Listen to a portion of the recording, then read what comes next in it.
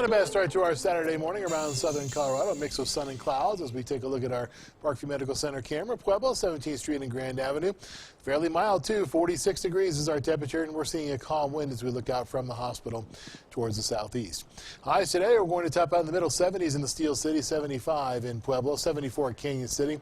68 is your high today in the Springs. Some places in the plains are going to get to or just above 80 degrees by the end of the afternoon. 80 for Lamar, 78 in La Junta, 79 at Springfield. Temperatures south of Pueblo are sitting in the lower 70s in Walsenburg and Trinidad.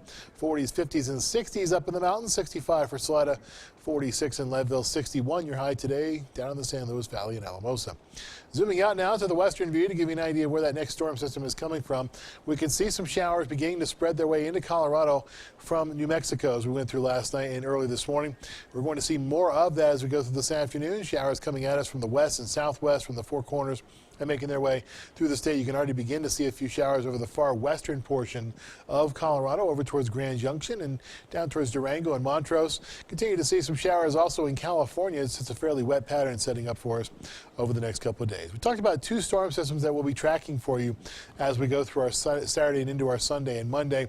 You can see both storms, the one off to our north, which has a fairly potent cool front attached to it, and this one here coming at us from the Pacific, from the desert southwest and the Pacific coast. It's going to make its way just off to our south and pull up some warm, moist air from the Pacific Ocean and from the Gulf of Mexico.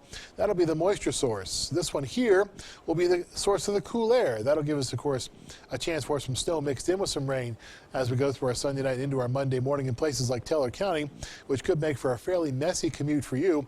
By Monday morning, 8 o'clock, you can see lots of rain, especially along and east of I-25 attached to this front. And, of course, as you head up into the higher elevations at that point, we'll begin to see some snow. So, how much snow are we talking about? Well, two of our longer range models have some differences to them. About 4 inches in Colorado Springs, and of course higher totals as you head off to the west of town, according to the American GFS model. The European model is somewhat drier. It has about 1.5 inches in Colorado Springs.